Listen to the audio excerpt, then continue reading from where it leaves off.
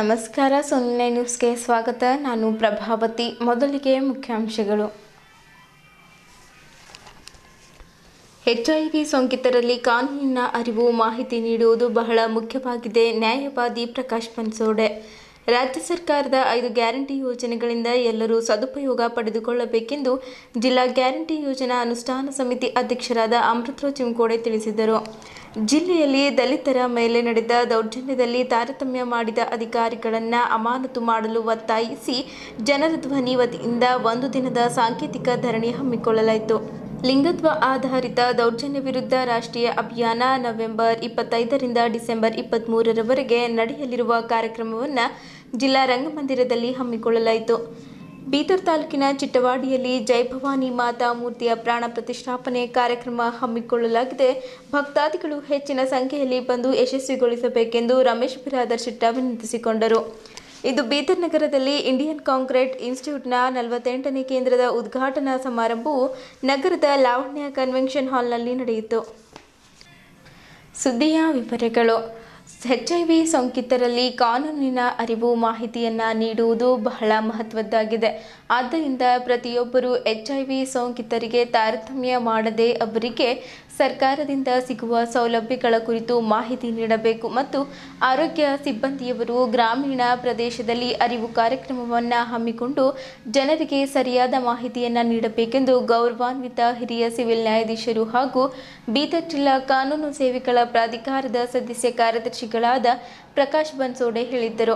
ಅವರು ಇಂದು ವಿಶ್ವ ಏಡ್ಸ್ ದಿನ ಅಂಗವಾಗಿ ಜಿಲ್ಲಾ ಆರೋಗ್ಯ ಮತ್ತು ಕುಟುಂಬ ಕಲ್ಯಾಣ ಅಧಿಕಾರಿಗಳ ಕಾರ್ಯಾಲಯದ ಸಭಾಂಗಣದಲ್ಲಿ ಹಮ್ಮಿಕೊಂಡಿದ್ದ ಜಿಲ್ಲಾ ಮಟ್ಟದ ವಿಶ್ವ ಏಡ್ಸ್ ದಿನ ಕಾರ್ಯಕ್ರಮದಲ್ಲಿ ಭಾಗವಹಿಸಿ ಮಾತನಾಡಿದರು.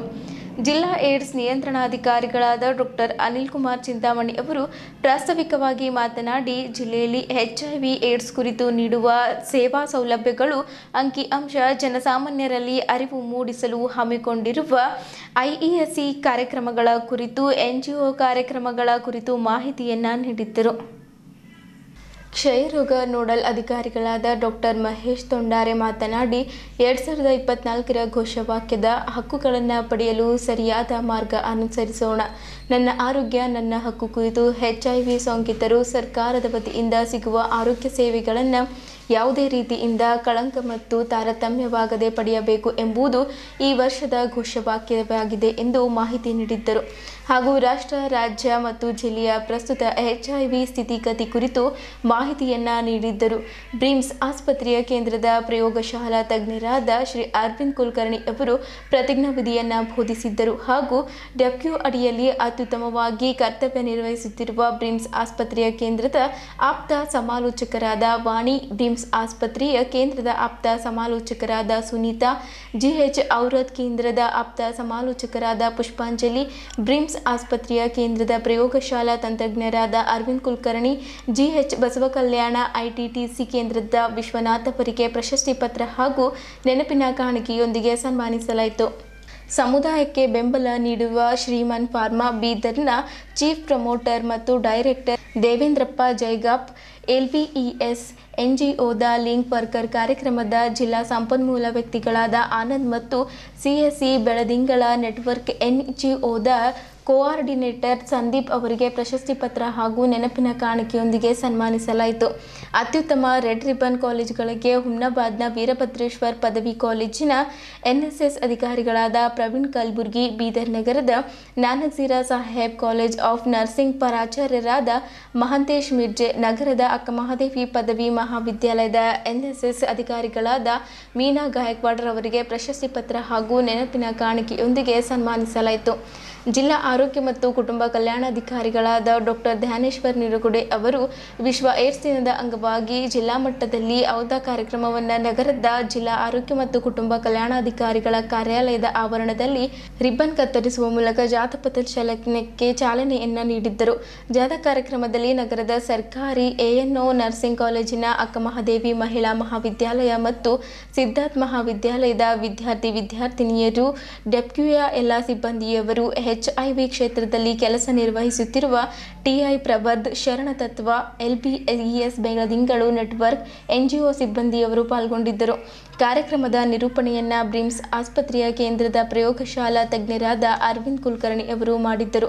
ಕಾರ್ಯಕ್ರಮದ ವಂದನಾರ್ಪಣೆಯನ್ನು ಜಿಲ್ಲಾ ಮೇಲ್ವಿಚಾರಕರಾದ ಸೂರ್ಯಕಾಂತ್ ರವರು ನೆರವೇರಿಸಿದ್ದರು. ಹಾಗೂ ಕಾರ್ಯಕ್ರಮದಲ್ಲಿ ಐಸಿಟಿಸಿ, ಎಆರ್ಟಿ, ಡಿಎಸ್ಆರ್ಸಿ, ಬ್ಲಡ್ ಬ್ಯಾಂಕ್, ಶರಣತತ್ವ, ಪ್ರವರ್ಧನ್, ಎಲ್ಪಿಇಎಸ್, ಬೆಳದಿಂಗಳ ನೆಟ್ವರ್ಕ್, ಜಿಲ್ಲಾ ಕ್ಷಯರೋಗ ಸಿಬ್ಬಂದಿಯವರು ಹಾಗೂ ಡಬ್ಲ್ಯೂ ಕಾರ್ಯಾಲಯದ ಸಿಬ್ಬಂದಿಯವರು ಉಪಸ್ಥಿತರಿದ್ದರು.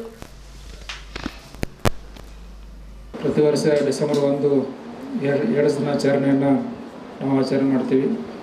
ಆ ಏಡ್ಸ್ ದಿನಾಚರಣೆ ದಿನ ನಾವು ಏಡ್ಸ್ ರೋಗ, ಮಾರಣಾಂತಿಕ ರೋಗ ನಿಯಂತ್ರಿಸಲಿಕ್ಕೆ ಜನರಲ್ ಅವೇರ್ನೆಸ್ ಮಾಡೋ ಉದ್ದೇಶದಿಂದ ಈ ಒಂದು ಕಾರ್ಯಕ್ರಮ ಮಾಡ್ತಾಯಿದ್ದೀವಿ. ಈಗ ನಮಗೆಲ್ಲ ಗೊತ್ತಿದೆ, ಇದು ಏಡ್ಸ್ ರೋಗ ಮಾರಣಾಂತಿಕ ರೋಗ. ಇದು ಅಸುರಕ್ಷಿತ ಲೈಂಗಿಕತೆಯಿಂದ ಮನುಷ್ಯರಲ್ಲಿ ಹರಡುತ್ತದೆ.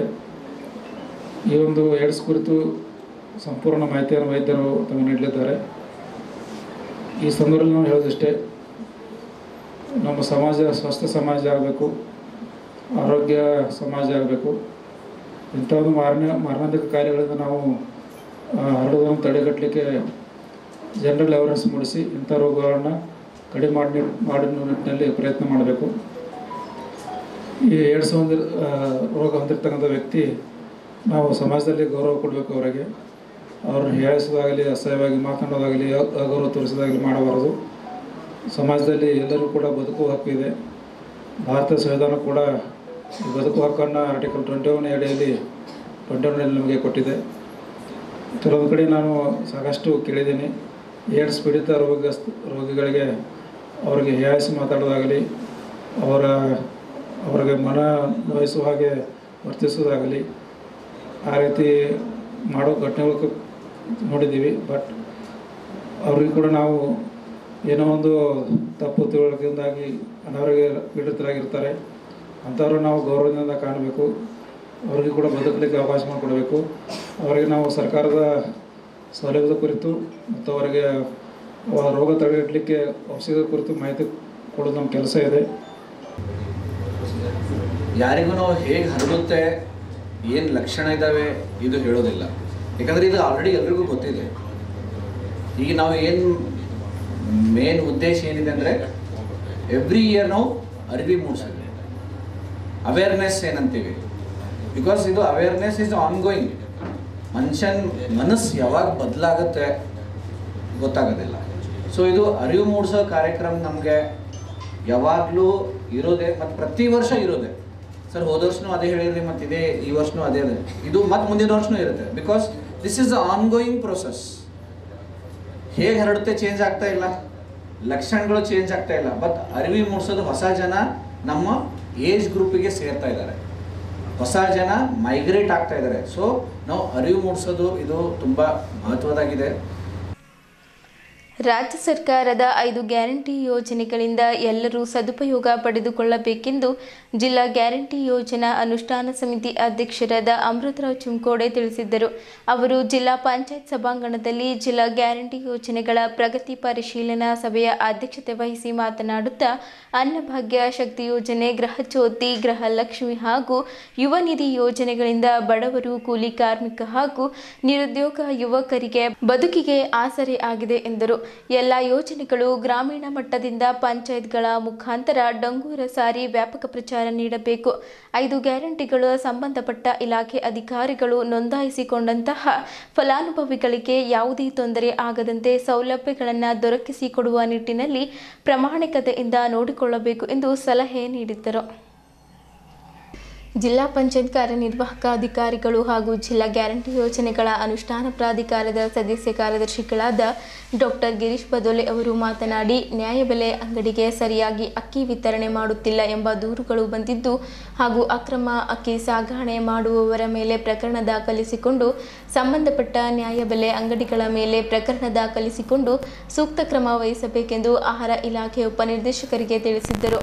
ತಾಲೂಕಾ ಗ್ಯಾರಂಟಿ ಯೋಜನೆಗಳ ಅನುಷ್ಠಾನ ಸಮಿತಿ ಸದಸ್ಯರು, ಉಪಾಧ್ಯಕ್ಷರು ಮಾತನಾಡಿ, ತಾಲೂಕಾ ಮಟ್ಟದಲ್ಲಿ ಫಲಾನುಭವಿಗಳ ನೋಂದಣಿ ಪ್ರಕ್ರಿಯೆಗಳಲ್ಲಿ ವಿವಿಧ ಸಮಸ್ಯೆಗಳ ಬಗ್ಗೆ ಕುರಿತು ಸಭೆ ಮಾಹಿತಿ ನೀಡಿದ್ದರು. ಆಗಸ್ಟ್ ಮಾಹೆಯವರೆಗೆ ಒಟ್ಟು 3,43,703 ಒಟ್ಟು ಪಡಿತರ ಚೀಟಿಗಳಿದ್ದು 12,56,066 ಒಟ್ಟು ಫಲಾನುಭವಿಗಳು ಡಿಬಿಟಿ ಪಾವತಿಗೆ 3,06,615 ಅರ್ಹ ಪಡಿತರ ಚೀಟಿಗಳು ಡಿಬಿಟಿ ಪಾವತಿಗೆ ಅರ್ಹ ಪಡಿತರ ಚೀಟಿಗಳು 11,51,872 ಅರ್ಹ ಫಲಾನುಭವಿಗಳು ಇದ್ದು ಒಟ್ಟು 18,80,19,000 ಮೊತ್ತವನ್ನು ಡಿಬಿಟಿ ಮೂಲಕ ಪಾವತಿಸಲಾಗಿದೆ. ಸೆಪ್ಟೆಂಬರ್ ಮಾಹೆವರೆಗೆ 3,24,542 ಫಲಾನುಭವಿಗಳಿಗೆ 861,28,54,000 ಫಲಾನುಭವಿಗಳಿಗೆ ಡಿಬಿಟಿ ಮೂಲಕ ಅವರ ಖಾತೆಗೆ ಹಣ ಜಮೆ ಆಗಿದೆ. ಜೂನ್ 11ರಿಂದ ನವೆಂಬರ್ 30ರವರೆಗೆ ಮಹಿಳೆಯರು ಮತ್ತು ಬಾಲಕಿಯರು ಸೇರಿ 5,95,27,326 ಜನರು ಸೌಲಭ್ಯ ಪಡೆದಿದ್ದಾರೆ. ಪ್ರತಿದಿನ ಸರಾಸರಿ 1,11,000 ಮಹಿಳೆಯರು ಪ್ರಯಾಣಿಸುತ್ತಿದ್ದು 3,42,000 ಸಾರಿಗೆ ಆದಾಯ ಸಂದಾಯವಾಗಿರುತ್ತದೆ. 3,38,415 ಜನರಿಗೆ 207 ಕೋಟಿ ಫಲಾನುಭವಿಗಳು ಲಾಭ ಪಡೆದಿದ್ದಾರೆ. 5,034 ವಿದ್ಯಾರ್ಥಿಗಳಿಗೆ ಸೆಪ್ಟೆಂಬರ್ವರೆಗೆ 6,15,45,000 ರೂಪಾಯಿ ಪದವೀಧರರ ಡಿಪ್ಲೊಮಾ ನಿರುದ್ಯೋಗ ಯುವತಿಯರಿಗೆ ಪಾವತಿಸಲಾಗಿದೆ ಎಂದು ಸಭೆಯಲ್ಲಿ 5 ಗ್ಯಾರಂಟಿ ಯೋಜನೆಗಳ ಜಿಲ್ಲಾ ಮಟ್ಟದ ಅಧಿಕಾರಿಗಳು ಸಭೆಗೆ ಮಾಹಿತಿ ನೀಡಿದರು.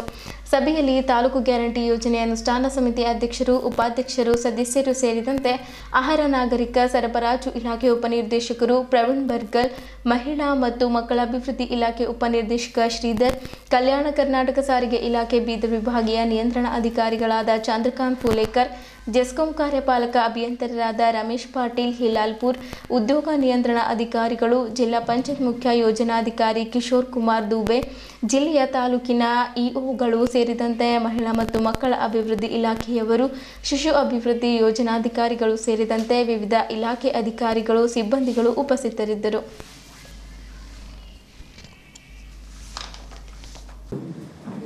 ಬಿಸಿನೆಸ್ ಮಾಡೋರಿಗೆ ಬರ್ತದ TDS ಅಂತ, ರೈತರಿಗೆ ಗುಣ ಇಲ್ಲ, ಅವ್ರಿಗೆ ಹೇಳ್ತಾರಂತೂ ಬರ್ತದ. ಗೊತ್ತಿದ್ರೆ ಶಾಲೆ ಮನುಷ್ಯ ಬಚಾಸ್ಕೊಂಡ ಗುಣ ಇಲ್ಲ ಬಂದಾಗ ಅವ್ರ ಟ್ಯಾಕ್ಸ್ ಜಾಸ್ತಿ ಅಂತ ಹೆಣ್ಮಕ್ಳಿಗೆ ಸಿಗೋದು ಕಟ್ ಆಗ್ತದೆ. ಇಂಟರ್ ಕನೆಕ್ಷನ್ ಅರ್ಥ ಮಾಡ್ಕೊಳ್ಳೋರಿ, ಅವ್ರ ಟ್ಯಾಕ್ಸ್ ಮನೆಗೆ ಕಳಿಸೋದು ಜಾಸ್ತಿ ಇರ್ತದೆ, ಹೆಣ್ಮಕ್ಳಿಗೆ ಬರೋದು ಬಂದಾಗ ಹೋಗ್ತದ. ಈ ಕಾರಣದಿಂದ ಮಾಹಿತಿ ಕೊಡೋದ್ರ ಬಗ್ಗೆ ಏನಾಗಬೇಕನ್ನೋ ತಿಳುವಳಿಕೆ, ಯಾರಾದ್ರೂ ಹೊರ ಮಾರ್ದಿರಂದ್ರೆ ಅದಕ್ಕೆ ಟ್ಯಾಕ್ಸ್ ಬರೋದು ಅನ್ನೋದು ಮಾಹಿತಿ ಪಾಠ ಕಲಿಸೇ ಆಗ್ಬೇಕಲ್ಲ.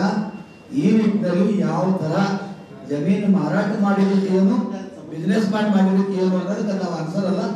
ಆ ನಿಟ್ಟಿನಲ್ಲಿ ಅನುಕೂಲ ಆಗೋ ದೃಷ್ಟಿಯಲ್ಲಿ ಏನಂತ ತಿಳಿಸಿ ನಮ್ಮ ಗ್ಯಾರಂಟಿ ಯೋಜನೆಗಳು ನಿಲ್ಲಾರದ ರೂಪದಲ್ಲಿ ಏನಾಗಬೇಕು ಅನ್ನೋ ಮಾಹಿತಿ ನಮಗೆ ಬೇಕು ಅಂದ್ರೆ ಆ ದಿವಸ ಕಾರ್ಯಕ್ರಮ ಮಾಡ್ತಾರೆ. ಇಟ್ಟ ತಕ್ಷಣ ಬ್ಯಾಂಕಿನವರು 40 ಲಕ್ಷ ಬಂಗಾರ ಹೆಸರು ಅದ ಅಂತ ಬಂತು.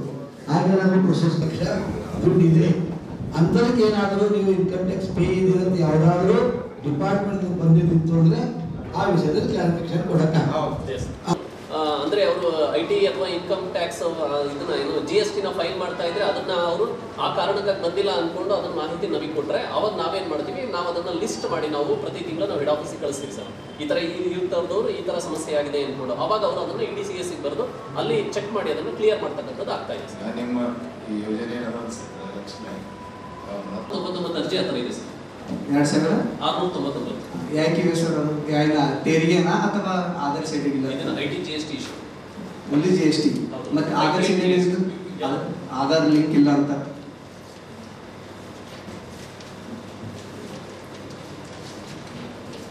2651 ಇದೆ ಸರ್. 2651 ಅದು ಒಂದು, ಮತ್ತೆ ಇದು ಪ್ಲಸ್ 2000 ಅಂದ್ರೆ ಟೋಟಲ್ ಆಗಿ 4000 ಚಿಲ್ಲರೆನಾ? 5000 ಚಿಲ್ಲರೆ. 5000 ಚಿಲ್ಲರೆ. ಅದಕ್ಕೆ ನೀವು ಏನಾದರೂ ಕರ್ಮ ಕೈಗೊಳ್ಬೇಕಲ್ಲ.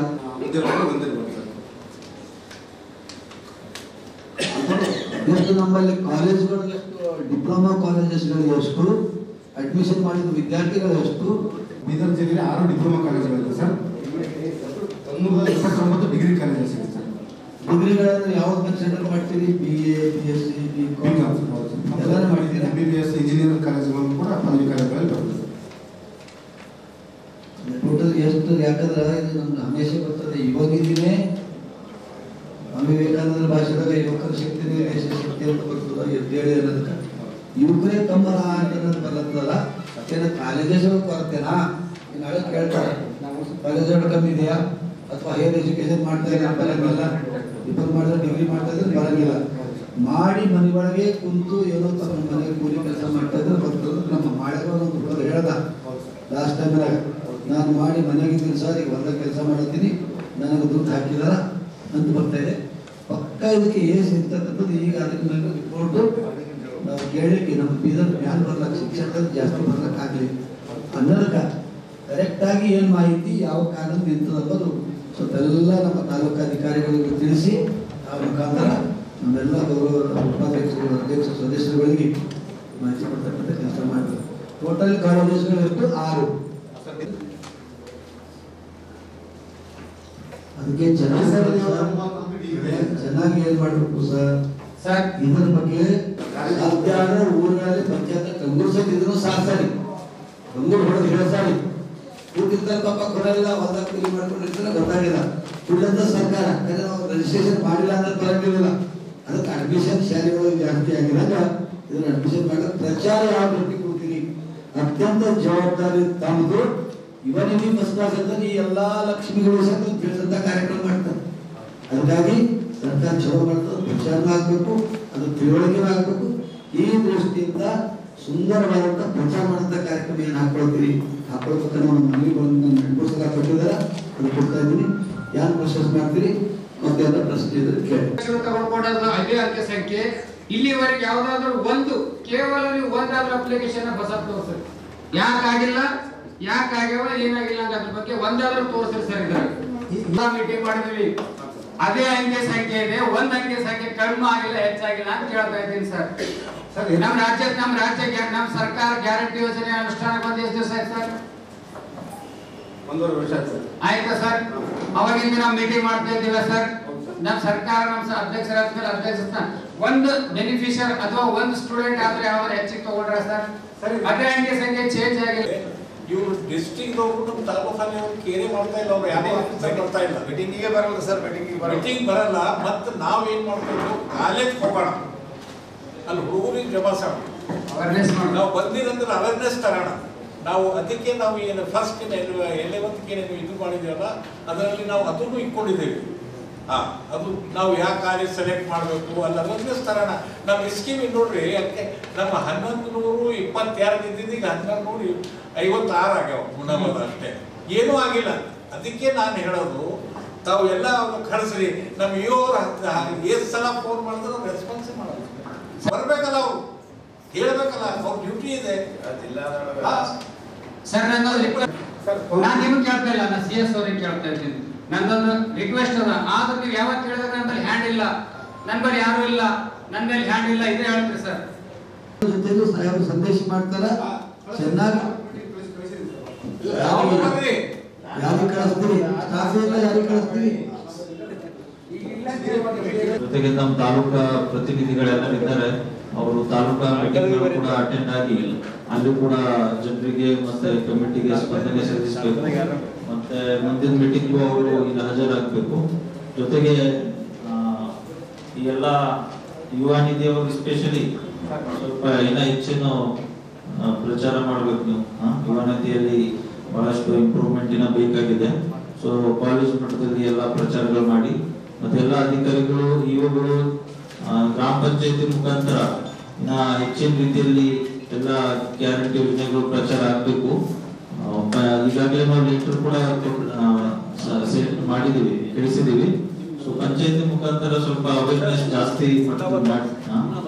ಈ ಯೋಜನೆಗಳ ಬಗ್ಗೆ ವಿಡಿಯೋಗಳ ಮುಖಾಂತರ ಸ್ವಚ್ಛತೆಯನ್ನು ವಹಿಸಿ ಸನ್ಮಾನ್ಯ ಅಮೃತರಾವ್ ಚಿಕ್ಕಬೇಡಿ ಕನಿಷ್ಠ ಒಂದು 3-4 ತಾಸು ಸಭೆ ತಗೊಂಡು ಯೋಜನೆಗಳ ಸಾಧಕ ಬಾಧಕಗಳ ಕುರಿತು ನಮಗೆ ಚರ್ಚೆ ಮಾಡಿದ್ದಾರೆ. ಮತ್ತೆ ಈ ಯೋಜನೆಗಳ ಕುರಿತು ವ್ಯಾಪಕ ಪ್ರಚಾರ ಮಾಡಬೇಕಂತ ಎಲ್ಲರಿಗೂ ತಿಳಿಸಿದ್ದಾರೆ. ಅವರಿಗೆ ನನ್ನ ಪರವಾಗಿ ಧನ್ಯವಾದಗಳಾಗ್ತದೆ. ಅದೇ ತರ ಈ ಸದರಿ ಸಭೆಯಲ್ಲಿ ನಮ್ಮ ನೆಚ್ಚಿನ ಮುಖ್ಯ ಕಾರ್ಯನಿರ್ವಾಹಕ ಕೂಡ ಸಕ್ರಿಯವಾಗಿ ಭಾಗವಾಗಿ ನಮಗೆ ನಿರ್ದೇಶನ ನೀಡಿದ್ದಾರೆ. ಅವರಿಗೂ ಕೂಡ ನಾನು ಹೃದಯಪೂರ್ವಕ ಧನ್ಯವಾದಗಳು. ಅದೇ ತರ ಸದರಿ ಸಭೆಯಲ್ಲಿ ಗ್ಯಾರಂಟಿ ಯೋಜನೆಯ ಉಪಾಧ್ಯಕ್ಷರುಗಳು ಹಾಗೂ ಸದಸ್ಯರು ಸಕ್ರಿಯವಾಗಿ ಭಾಗವಾಗಿ ತಮ್ಮ ವಿಚಾರ ವ್ಯಕ್ತಪಡಿಸಿದ್ದಾರೆ, ಸಾಧಕ ಬಾಧಕಗಳು ವ್ಯಕ್ತಪಡಿಸಿದ್ದಾರೆ. ಈ ಯೋಜನೆಗಳ ಎಲ್ಲ ಜನರಿಗೆ ವ್ಯಾಪಕ ಒಂದು ಪ್ರಚಾರ ಆಗಬೇಕಂತ ಹೇಳಿದ್ದಾರೆ. ಮತ್ತು ನಮ್ಮ ಜಿಲ್ಲೆ ಈ ಯೋಜನೆ ಅನುಷ್ಠಾನಗೊಳಿಸುವಲ್ಲಿ ಮೊದಲನೇ ಸ್ಥಾನ ಪಡಬೇಕಂತ ಅವ್ರ ಭಾವನೆ ಇರಬೇಕಂತ ನಾನು ಭಾವಿಸಿದ್ದೀನಿ. ಅವರೆಲ್ಲರಿಗೂ ಕೂಡ ನಾನು ಧನ್ಯವಾದ ಹೇಳ್ತೀನಿ. ಈ ಸಭೆಯಲ್ಲಿ ಭಾಗವಹಿಸಿದ ಎಲ್ಲ ಜಿಲ್ಲಾ ಮಟ್ಟದ ಅಧಿಕಾರಿಗಳು, ತಾಲೂಕಾ ಮಟ್ಟದ ಅಧಿಕಾರಿಗಳು. सिद्धरामैया जी बिना पतवार दरिया पार करते हैं. पतवार बोलते चप्पू. सिद्धरामैया जी बिना पतवार दरिया पार करते हैं. वो क्या मौजों से खेलेंगे जो पानी से डरते हैं. वो क्या मौजों से खेलेंगे जो पानी से डरते हैं. है ऐसा हौसला कि दरिया का सीना फाड़ कर रख दे. है ऐसा हौसला कि दरिया का सीना फाड़ कर रख दे. कई तूफान सिद्धरामैया की हिम्मत पर तो नाश करते हैं. कई तूफान सिद्धरामैया की हिम्मत पर तो नाश करते हैं. और एक शेर ये है, अब हवाएं खुद करेंगी रोशनी का फैसला. अब हवाएं खुद करेगी रोशनी का फैसला.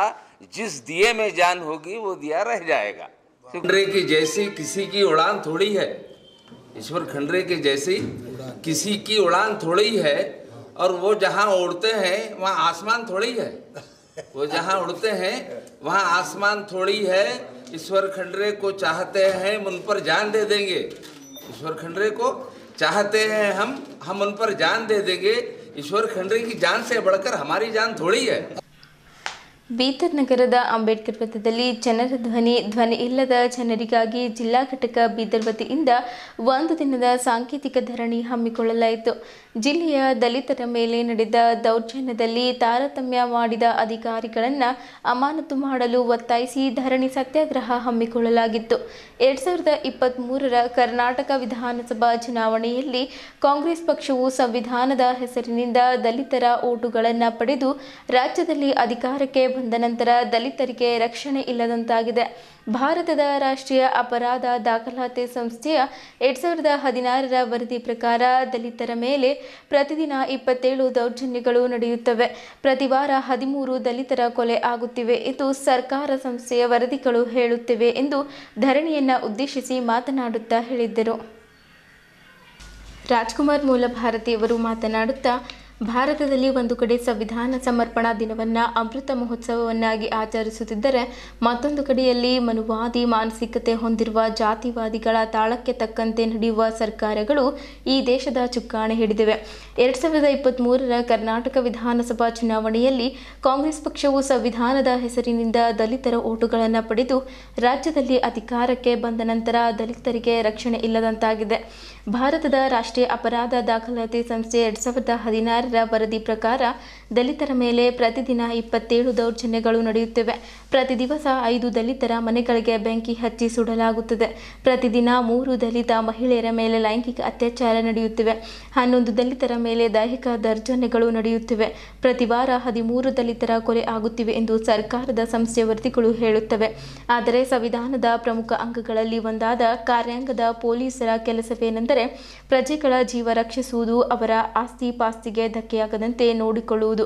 ಹಾಗೆ ದೌರ್ಜನ್ಯವೆಸಗಿದ ಆರೋಪಿಗಳನ್ನು ಯಾವುದೇ ರೀತಿಯ ತಾರತಮ್ಯ ಮಾಡದೆ ಕಾನೂನು ಪ್ರಕ್ರಿಯೆಗೆ ಒಳಪಡಿಸಿ ನ್ಯಾಯಾಲಯದ ಮೂಲಕ ಆರೋಪಿಗಳಿಗೆ ಶಿಕ್ಷೆಯನ್ನು ವಿಧಿಸುವ ಅವರ ಪ್ರಾಮಾಣಿಕ ಪ್ರಯತ್ನದ ಕರ್ತವ್ಯವಾಗಿರುತ್ತದೆ. ಆದರೆ ಕೆಲವು ಪೊಲೀಸ್ ಅಧಿಕಾರಿಗಳು ಜಾತಿವಾದಿ ಮಾನಸಿಕತೆ ಹೊಂದಿರುವುದರಿಂದ ದಲಿತರ ಮೇಲೆ ದೌರ್ಜನ್ಯ ಆದಾಗ ಆರೋಪಿಗಳ ಮೇಲೆ ಸಣ್ಣ ಮೊಕದ್ದಮೆಗಳನ್ನು ಹಾಕಿ ನ್ಯಾಯಾಲಯದಲ್ಲಿ ಸರಳವಾಗಿ ಜಾಮೀನಿನ ಮೇಲೆ ಹೊರಗೆ ಬರುವ ಹಾಗೆ ಮಾಡುತ್ತಿದ್ದಾರೆ. ಇದರಿಂದ ದೇಶಾದ್ಯಂತ ದಲಿತರ ಮೇಲೆ ನಿರಂತರ ದೌರ್ಜನ್ಯಗಳು ನಡೆಯುತ್ತಿವೆ ಎಂದು ಮಾತನಾಡುತ್ತಾ ಹೇಳಿದ್ದರು.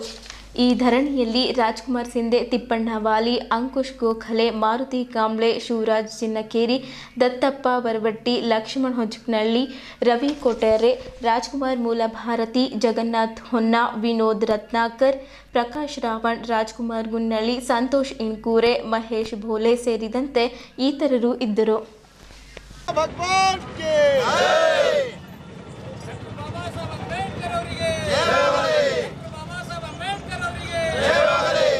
ಜಾತಿವಾದಿ ಬೀದರ್ ಜಿಲ್ಲಾ ಉಸ್ತುವಾರಿ ಸಚಿವರಿಗೆ, ಜಾತಿವಾದಿ ಬೀದರ್ ಜಿಲ್ಲಾ ಉಸ್ತುವಾರಿ ಸಚಿವರಿಗೆ, ಜಾತಿವಾದಿ ಡಿವೈಎಸ್ಪಿ ಬಾಲ್ಕಿ ಅವರಿಗೆ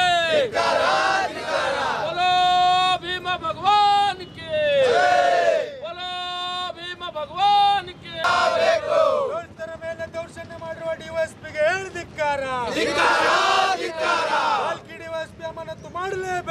ಮಾಡಲೇಬೇಕು ಮನುವಾದಿ ಬಾಲ್ಕಿ ಡಿವೈಎಸ್ಪಿ ಅಮಾನತು ಮಾಡಲೇಬೇಕು ಬೇಕೇ ಬೇಕು ಎಲ್ಲಿವರೆಗೆ ಹೋರಾಟ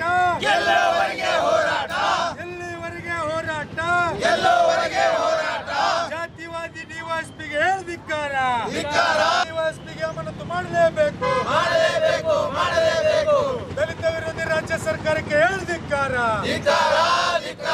ದಲಿತ ವಿರೋಧಿ ಉಸ್ತುವಾರಿ ಸಚಿವರಿಗೆ ಹೇಳ್ದಿಕ್ಕಾರ ನಿರಂತರವಾಗಿ ದೌರ್ಜನ್ಯ ಆದರೂ ಕೂಡ ಏನದಂದರೆ ಜಿಲ್ಲಾಡಳಿತವಾಗಲಿ ಅಥವಾ ಇದಕ್ಕೆ ಸಂಬಂಧಪಟ್ಟಾಗೆ ಏನು ಯಾರು ಪೊಲೀಸ್ ಇಲಾಖೆ ನಿಷ್ಕಾಳಜಿಯನ್ನು ವಹಿಸ್ಕೊಡ್ತಾ ಇದೆ.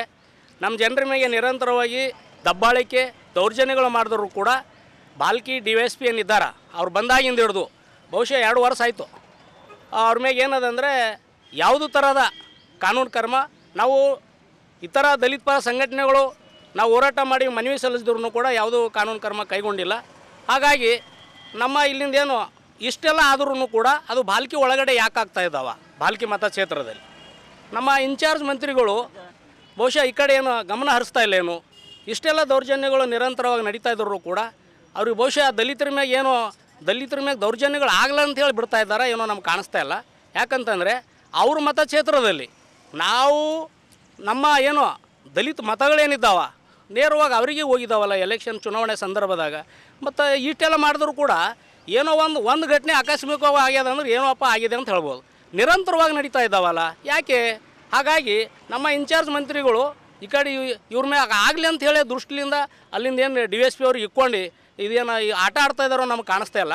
ಯಾಕಂತ ಕಸಿ ಹೇಳಿದರೆ ಅಲ್ಲಿ ಒಂದು ಸಣ್ಣ ಸಮಸ್ಯೆ ಯಾರು ನಮ್ಮ RTO ಒಬ್ಬ ನಮ್ಮ ದಲಿತ ಅಧಿಕಾರಿ ಬಂದಾಗ ಅವ್ರು ಏನೋ ಅವರ ಡ್ಯೂಟಿ ಮೇಲೆ ಕೆಲಸ ಮಾಡ್ತಾ ಇದ್ರು ಕೂಡ ಒಬ್ಬರು ಶಾಸಕರು ಹೋಗಿ ಏನೇನೋ ಮಾಡಿ ಒಂದು ಏನೋ ಇಲ್ಲಿನ ಅಧಿಕಾರಿ ಹಿಂಗೆ ಮಾಡಿದಾರೆ ಅಂತ ಹೇಳಿ ಖಂಡ್ರೆ ಇನ್ಚಾರ್ಜ್ ಮಂತ್ರಿ ಅವ್ರಿಗೆ ಗಮನಕ್ಕೆ ತಂದಾಗ 8 ಗಂಟೆ ಒಳಗಡೆ ಟ್ರಾನ್ಸ್ಫರ್ ಆಗ್ತದೆ. ಆದ್ರೆ ನಾವು DYSP ವಿರುದ್ಧವಾಗಿ ಜಿಲ್ಲೆಯಲ್ಲಿ ನಿರಂತರವಾಗಿ ಹೋರಾಟ ಮಾಡ್ತಾ ಇದ್ದೀವಿ, ಮನವಿ ಸಲ್ಲಿಸ್ತಾ ಇದ್ದೀವಿ. ಈ ಕಡೆ ಯಾಕೆ ಈ DYSPಗೆ ಯಾಕೆ ವರ್ಗಾವಣೆ ಮಾಡೋಕ್ಕಾಗಿಲ್ಲ? ನಾವು ಅಮಾನತುಗೊಳಿಸ್ಲಿಕ್ಕಾರ ಕೇಳ್ತಾ ಇಲ್ಲ, ಆದ್ರೆ ವರ್ಗಾವಣೆ ಮಾಡೋಕ್ಕೆ ಆಗ್ತಾ ಇಲ್ಲ. ಅಂಥ ಅಧಿಕಾರಿಗೆ ನೀವು ಒಕ್ಕೋತ್ರಿ. ಒಬ್ಬ ನಿಷ್ಠಾವಂತ ಅಧಿಕಾರಿ ಕೆಲಸ ಮಾಡಿದ್ರೆ 8 ತಾಸು ಒಳಗಡೆ ನೀವು ಟ್ರಾನ್ಸ್ಫರ್ ಮಾಡ್ತಾರಂದ್ರೆ ನೀವು ಯಾರು ಪರವಾಗಿದ್ರಿ ಅನ್ನೋಂಥದ್ದು ಇದು ಒಂದೇ ಸಾಕ್ಷಿ ಇದೆ. ಉಸ್ತುವಾರಿ ಸಚಿವರು ಅವ್ರ ಮೇಲೆ ಯಾವುದೇ ರೀತಿಯ ಕಾನೂನು ಕ್ರಮ ಕೈಗೊಳ್ಳದೆ ಒಂದು ರೀತಿಯಿಂದ ಅವರನ್ನು ಸಪೋರ್ಟ್ ಮಾಡ್ತಕ್ಕಂಥ ಕೆಲಸದಲ್ಲಿ ತೊಡಗಿದ್ದಾರೆ. ಹಾಗಾಗಿ 2ನೇ ಹಂತದ ನಮ್ಮ ಹೋರಾಟ ಏನದ ಅಂದ್ರೆ ಅವರನ್ನು ಶಿವಾನಂದ DYSPಯನ್ನು ಕೂಡಲೇ ಅಮಾನತುಗೊಳಿಸಬೇಕು ಅಂತಂದು ಇವತ್ತಿನ ದಿನ ನಾವು ಜಿಲ್ಲಾ ಆಡಳಿತಕ್ಕೆ ಮತ್ತು ಜಿಲ್ಲಾ ಉಸ್ತುವಾರಿ ಸಚಿವರಿಗೆ ಮತ್ತು ಸರ್ಕಾರಕ್ಕೆ ಏನದ ಅಂದ್ರೆ ಜಿಲ್ಲಾಧಿಕಾರಿಗಳ ಮುಖಾಂತರ ನಾವು ಮನವಿ ಸಲ್ಲಿಸಲಿಕ್ಕೆ ಇವತ್ತಿನ ದಿನ ಸಾಂಕೇತಿಕ ಧರಣಿಯನ್ನು ಹಮ್ಮಿಕೊಂಡಿದ್ದೆವು. ಇದು ಕೆಲವೇ ದಿನಗಳಲ್ಲಿ ನಮ್ಮ ಮನವಿ ಸಲ್ಲಿಸಿದ ಮೇಲೆ ಅವರನ್ನು ಅನುಮಾನಗೊಳಿಸಲೇ ಹೋಗದಿದ್ದರೆ ಇದರಲ್ಲಿ ನೇರವಾಗಿ ಏನದ ಉಸ್ತುವಾರಿ ಸಚಿವರ ಕೈವಾಡಿದೆ ಅಂತಂದು ನಾವು ಪರಿಗಣಿಸಿ ಅವರ ವಿರುದ್ಧವಾಗಿ ನಾವು ಏನದ ಅಂದ್ರೆ ಜಿಲ್ಲೆಯ ಪ್ರತಿ ಹಳ್ಳಿಯ ತಾಲೂಕಾ ಮಟ್ಟದಲ್ಲಿ ಏನದ ಅಂದ್ರೆ ನಾವು ಉಗ್ರವಾದಂಥ ಪ್ರತಿಭಟನೆಯನ್ನು ಹಮ್ಮಿಕೊಂಡು ಕೌಶಲ್ಯಾಭಿವೃದ್ಧಿ ಉದ್ಯಮಶೀಲತೆ ಮತ್ತು ಜೀವನೋಪಾಯ ಇಲಾಖೆ ಕರ್ನಾಟಕ ರಾಜ್ಯ ಜೀವನೋಪಾಯ ಅಭಿಯಾನ ಜಿಲ್ಲಾ ಪಂಚಾಯತ್ ಬೀದರ್ ವತಿಯಿಂದ ಲಿಂಗತ್ವ ಆಧಾರಿತ ದೌರ್ಜನ್ಯ ವಿರುದ್ಧ ರಾಷ್ಟ್ರೀಯ ಅಭಿಯಾನಕ್ಕೆ ಪೂಜ್ಯ ಚನ್ನಬಸವ ಪಟ್ಟದೇವರ ರಂಗಮಂದಿರದಲ್ಲಿ ಚಾಲನೆ ನೀಡಲಾಯಿತು. ಜಿಲ್ಲಾ ಮತ್ತು ತಾಲೂಕು ಮಟ್ಟದ ಎಲ್ಲ ಸಂಜೀವಿನಿ ಸಿಬ್ಬಂದಿಗಳು ಹಾಗೂ ಗ್ರಾಮ ಪಂಚಾಯತ್ ಮಟ್ಟದ ಒಕ್ಕೂಟಗಳ ಪದಾಧಿಕಾರಿಗಳು MBK, LCRP, ಕೃಷಿ ಸಖಿ, ಪಶು ಸಖಿ ಇತರೆ ಸಖಿಗಳು ಕಾರ್ಯಕ್ರಮದಲ್ಲಿ ಭಾಗವಹಿಸಿದ್ದರು. ಈ ಕಾರ್ಯಕ್ರಮದಲ್ಲಿ ಯೋಜನಾ ನಿರ್ದೇಶಕರು DRDA ಕೋಶ, ಜಿಲ್ಲಾ ಪಂಚಾಯತ್ ಬೀದರ್ನ ಜಗನ್ನಾಥ್ ಮೂರ್ತಿ, ಜಿಲ್ಲಾ ನಿರೂಪಣಾಧಿಕಾರಿಗಳು, ಮಹಿಳಾ ಮತ್ತು ಮಕ್ಕಳ ಅಭಿವೃದ್ಧಿ ಇಲಾಖೆಯ ಗುರುರಾಜ್, ಪೊಲೀಸ್ ಇಲಾಖೆಯ ಮಲ್ಲಮ್ಮ PSI, ಹಿರಿಯ ವಕೀಲರು BS ಪಾಟೀಲ್, ಜಿಲ್ಲಾ ಗ್ರಾಹಕರ ನ್ಯಾಯಾಲಯದ ಕವಿತಾ ಹುಷಾರೆ, ಸಮರಸ ಸಂಸ್ಥೆ ಮುಖ್ಯಸ್ಥರಾದ ವೇದಮಣಿ ಸೇರಿದಂತೆ ಹಲವು ಗಣ್ಯರು, ಮುಖಂಡರು ಇತರರು ಇದ್ದರು.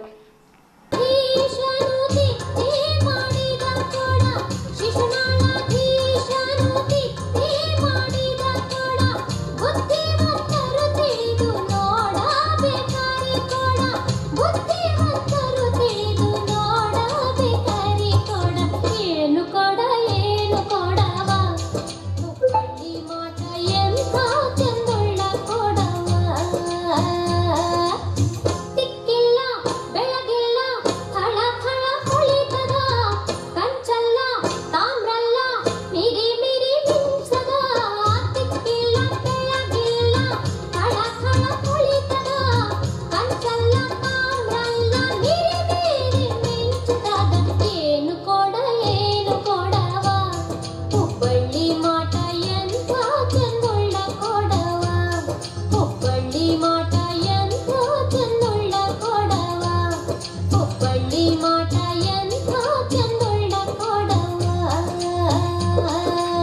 ಅವ್ರು ಕೂಡ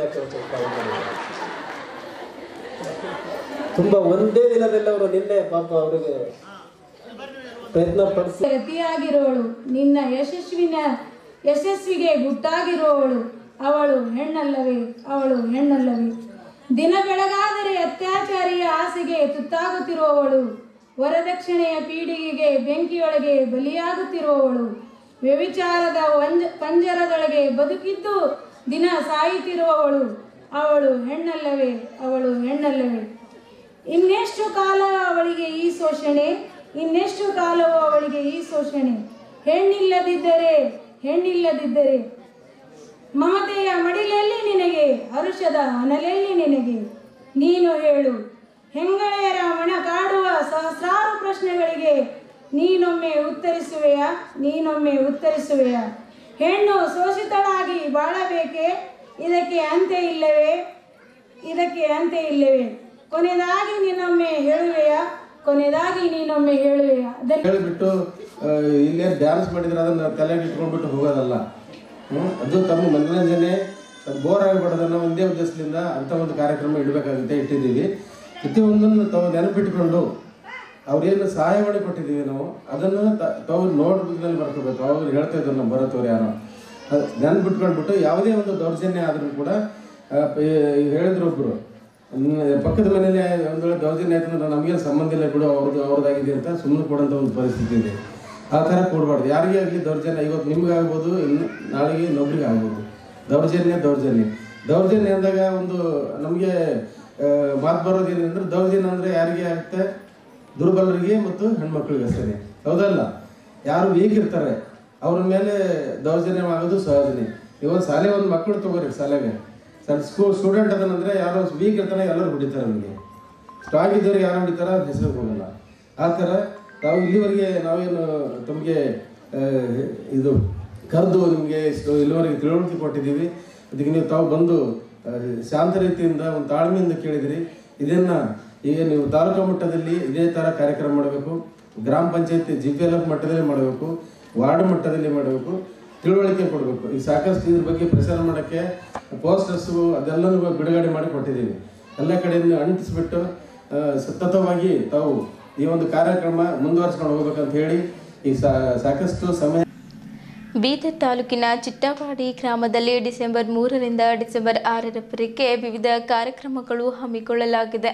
ಜೈ ಭವಾನಿ ಮಾತಾ ಮೂರ್ತಿ ಪ್ರಾಣ ಪ್ರತಿಷ್ಠಾಪನೆ ಕಾರ್ಯಕ್ರಮ ಹಾಗೂ ಜೈ ಭವಾನಿ ಮೂರ್ತಿಯ ಭವ್ಯ ಮೆರವಣಿಗೆ ನಡೆಯಲಿದೆ. ದಿನಾಂಕ 3ರಂದು ಬೆಳಗ್ಗೆ ಹೋಮ ಹವನ ಹಾಗೂ ಜೈ ಭವಾನಿಯ ಮೂರ್ತಿಯ ಭವ್ಯ ಮೆರವಣಿಗೆ ನಡೆಯಿತು. ದಿನಾಂಕ 4ರಂದು ಬೆಳಗ್ಗೆ ಹೋಮ ಹವನ ನಂತರ ವಿವಿಧ ಭಜನಾ ಮಂಡಳಿಯಿಂದ ಭಜನೆ ಕಾರ್ಯಕ್ರಮ. ದಿನಾಂಕ 5ರಂದು ಮಧ್ಯಾಹ್ನ ಪ್ರಸಾದ ಪ್ರಾರಂಭ ಹಾಗೂ ಸಾಯಂಕಾಲ ವೇದಿಕೆ ಕಾರ್ಯಕ್ರಮ, ರಾತ್ರಿ ಗೋಂದೋಳ ಕಾರ್ಯಕ್ರಮ. ದಿನಾಂಕ 6ರಂದು ಬೆಳಗ್ಗೆ ಜೈ ಭವಾನಿ ಮಾತೆಯ ಪಲ್ಲಕ್ಕಿ ಮೆರವಣಿಗೆ ನಡೆಯಲಿದೆ. ಹಾಗಾಗಿ ಸುತ್ತಮುತ್ತಲಿನ ಗ್ರಾಮಸ್ಥರು ಹೆಚ್ಚಿನ ಸಂಖ್ಯೆಯಲ್ಲಿ ಬಂದು ಜೈ ಭವಾನಿ ಮಾತೆಯ ದರ್ಶನವನ್ನ ಪಡೆಯಬೇಕೆಂದು ಮಾಜಿ ಅಧ್ಯಕ್ಷರು ಗ್ರಾಮ ಪಂಚಾಯತ್ ಚಿಟ್ಟದ ರಮೇಶ್ ಬಿರಾದರ್ ಚಿಟ್ಟ ಅವರು ವಿನಂತಿಸಿಕೊಂಡರು. ರಮೇಶ್ ಚಿಟ್ಟ ಅವರು ಮಾತನಾಡುತ್ತಾ, ಚಿಟ್ಟವಾಡಿಯಲ್ಲಿ ಜೈ ಭವಾನಿ ಮಾತಾ ಮೂರ್ತಿ ಪ್ರಾಣ ಪ್ರತಿಷ್ಠಾಪನೆ ನೆರವೇರಲಿದೆ.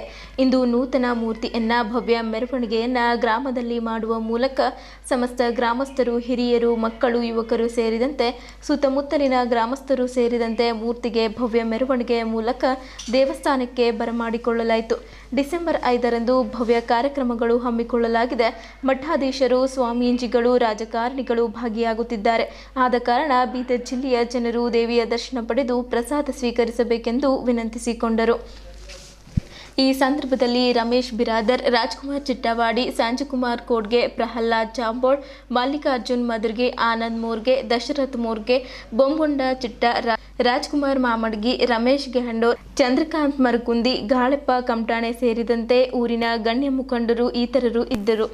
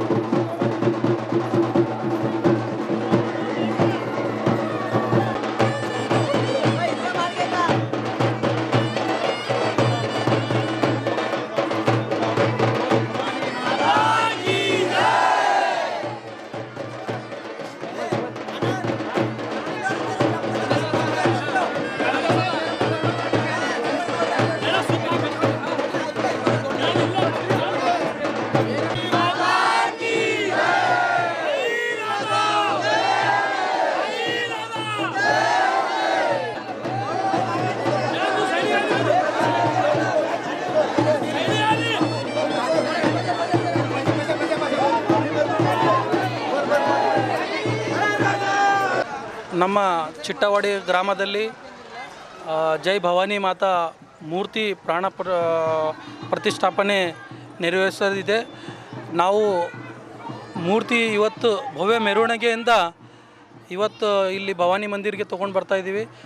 ಸರ್ವ ಸದಸ್ಯರು, ಸರ್ವ ಗ್ರಾಮಸ್ಥರು, ಊರಿನ ಹಿರಿಯರು, ಅಕ್ಕ ತಂಗಿಯರು, ಅಣ್ಣ ತಮ್ಮಂದಿರು ಎಲ್ಲರೂ ಕೂತ್ಕೊಂಡು ಸರ್ವ ಭವ್ಯ ಮೆರವಣಿಗೆಯಿಂದ ಇಲ್ಲಿ ಗುಡಿಗೆ ತೊಗೊಂಡು ಬರ್ತಾಯಿದ್ದೀವಿ ಮೂರ್ತಿನ.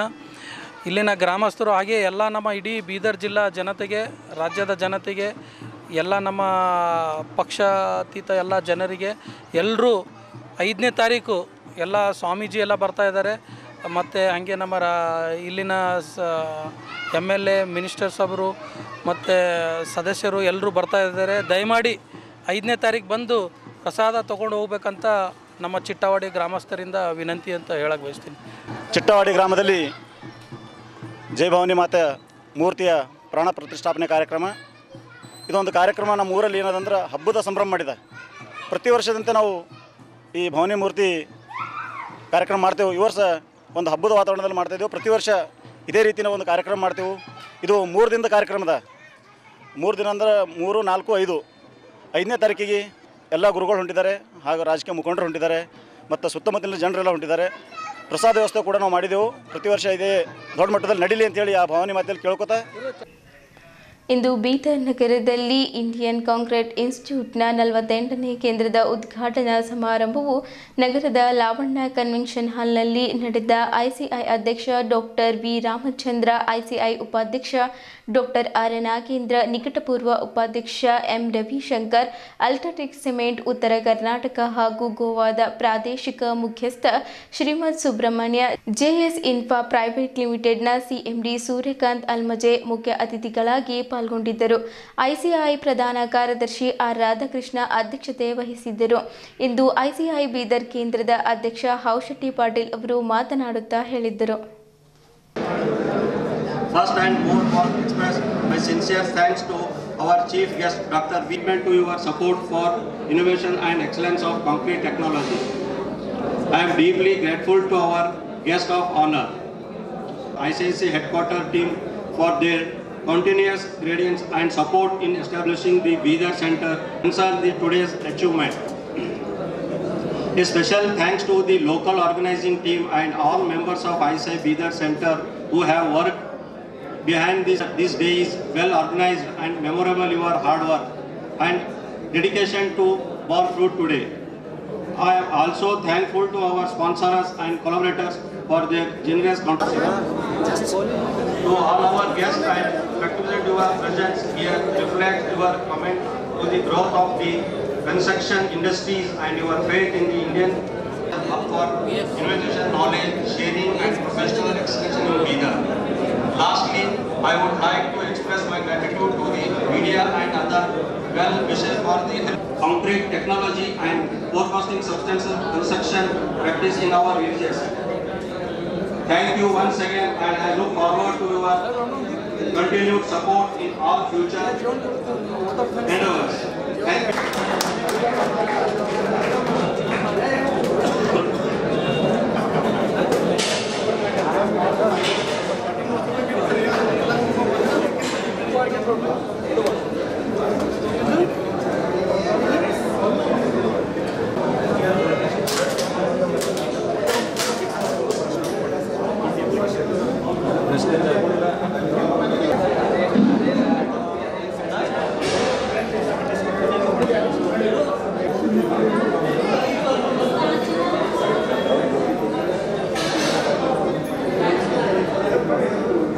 We have inaugurated the 40th Indian Concrete Institute Center in Bidar, and Mr. Hausheti has taken over as chairman of the first Bidar Center, and Architect Anil has taken over as the secretary of Bidar Center. Actually, we are very glad to see the kind of arrangement which is done. Actually, I have no element of doubt in my mind that this Bidar Center will emerge as one of the most emerging center in the Indian Concrete Institute of the country. ಈ ಬೀದರ್ ನಗರಿ ಬಿದಿರಿ ಆರ್ಟ್ನ ಒಂದು ಸಾಂಸ್ಕೃತಿಕ ಕೇಂದ್ರವಾಗಿರುವ ಮತ್ತು ಕರ್ನಾಟಕದ ತಲೆ ಅಂತ ಕರಿಬೋದು. ಅತ್ಯಂತ ಮೂಲೆಯಲ್ಲಿ ಕೊನೆಯಲ್ಲಿರುವಂಥ ಈ ನಗರದಲ್ಲಿ ಇಷ್ಟೊಂದು ತುಂಬ ವಿಜೃಂಭಣೆಯಿಂದ 48ನೇ ಇಂಡಿಯನ್ ಕಾಂಕ್ರೀಟ್ ಇನ್ಸ್ಟಿಟ್ಯೂಟ್ನ ಸೆಂಟ್ರನ್ನು ಉದ್ಘಾಟಿಸಿದ್ದೀರಿ. ಇದರಿಂದ ರಿಯಲಿ ನಿಮ್ಮಲ್ಲಿ ಬಹಳಷ್ಟು ಕಾರ್ಯಕ್ರಮಗಳು ನಡೀತವೆ ಅಂತ ನಮಗೆ ವಿಶ್ವಾಸ ಇದೆ. ಒಳ್ಳೆಯ ಒಂದು ನೇತೃತ್ವದಲ್ಲಿ ಈ ಕಾರ್ಯಕ್ರಮಗಳು ಶುರುವಾಗಿದೆ. ತಮ್ಮೆಲ್ಲರಿಗೂ ನಮ್ಮ ಇಂಡಿಯನ್ ಕಾಂಕ್ರೀಟ್ ಇನ್ಸ್ಟಿಟ್ಯೂಟ್ ಪರವಾಗಿ ಅಭಿನಂದನೆಗಳು. ಹೀಗೆ ಕಾರ್ಯಕ್ರಮಗಳು ನಡೀತಾ ಇರಲಿ ಮತ್ತು ಇಂಜಿನಿಯರಿಂಗ್ ಕ್ಷೇತ್ರದಲ್ಲಿ ದೊಡ್ಡ ದೊಡ್ಡ ಒಳ್ಳೆಯ ಕ್ವಾಲಿಟಿ ಗುಣಮಟ್ಟ ಇರುವಂಥ ಕಟ್ಟಡಗಳು ಬರಲಿ. ರೋಡ್ಸ್ ವರ್ಕ್ ಇರಬಹುದು ಅಥವಾ ಇನ್ಯಾವುದೇ ಒಂದು ಇನ್ಫ್ರಾಸ್ಟ್ರಕ್ಚರ್ ಡೆವಲಪ್ಮೆಂಟಿಗೆ ಸಂಬಂಧಿಸಿದಂಥ ಕಾರ್ಯಗಳು ನಡೀಲಿ ಅಂತ ಆಶಿಸುತ್ತಾ ಈ 2 ಮಾತುಗಳನ್ನು ಹೇಳ್ತೀನಿ. Thank you. Indian Concrete is a professional body that is dedicated to the cause of promoting concrete technology in construction amongst the construction fraternity. This center will definitely connect the people together from all segments and do a good service to the construction people in this industry. I am wishing the center all the success. ಇದನ್ನ ಉದ್ದೇಶ ಏನಂದರೆ ಈ ಜನರ ಬಗ್ಗೆ construction ಬಗ್ಗೆ ಒಳ್ಳೆಯ ಒಂದು ತಿಳುವಳಿಕೆ, ಒಳ್ಳೆ ಗುಣಮಟ್ಟದ ಕನ್ಸ್ಟ್ರಕ್ಷನ್ ಆಗಲಿ. ಜನರು ಮತ್ತು ನಮ್ಮ ಇಂಜಿನಿಯರ್ಸು ಮತ್ತು ಮನೆಗೆಲ್ಲ ಈ ಕನ್ಸ್ಟ್ರಕ್ಷನ್ ಫೀಲ್ಡ್ ಎಲ್ಲ ಒಳ್ಳೆಯ ಒಂದು ಸಂಬಂಧ ಬೆಳೆದು ಒಂದು ಹೊಸ ಒಂದು ಟೆಕ್ನಾಲಜಿಯಿಂದ ಬಳಸ್ಕೊಂಡು ನಾವು ಒಳ್ಳೆಯ ಒಂದು ಸದೃಢವಾದಂಥ ಒಂದು ಸಮಾಜ ಕಟ್ಟುವಂಥ ಒಂದು ಉದ್ದೇಶದಿಂದ ಈ ಒಂದು ಆರ್ಗನೈಸ್ ಮಾಡೀವಿ. ಇನ್ನು ಕೂಡ ಈ ಒಂದು ಇದರದ ಆಶಯ ಒಂದು ಕೆಳಗಡೆ ಭಾಳಷ್ಟು ಕೆಲಸಗಳನ್ನು ನಾವೆಲ್ಲ ಯೋಜನೆ ಮಾಡ್ಕೊಂಡಿವಿ. ಅದಕ್ಕೆಲ್ಲ ನಮ್ಮ ಇವರೆಲ್ಲ ಮುಖ್ಯಸ್ಥರೆಲ್ಲ ನಮ್ಗೆ ಸಹಕಾರ ಇರುತ್ತೆ. ಅದನ್ನು ನಾವು ಸೇರಿಕೊಂಡು ಜನರಿಗೆ ಶಿಕ್ಷೆ ಕೊಡುವಂಥ ಪ್ರಯತ್ನ ಮಾಡ್ತೀವಿ. ಧನ್ಯವಾದ. ಇಲ್ಲಿಯವರೆಗೂ ಸುದ್ದಿ ಕೊಟ್ಟಿದ್ದು ನಾನು ಪ್ರಭಾವತಿ. ಮುಂದಿನ ಸುದ್ದಿಯೊಂದಿಗೆ ಮತ್ತೆ ಭೇಟಿಯಾಗೋಣ. ವಂದನೆಗಳು.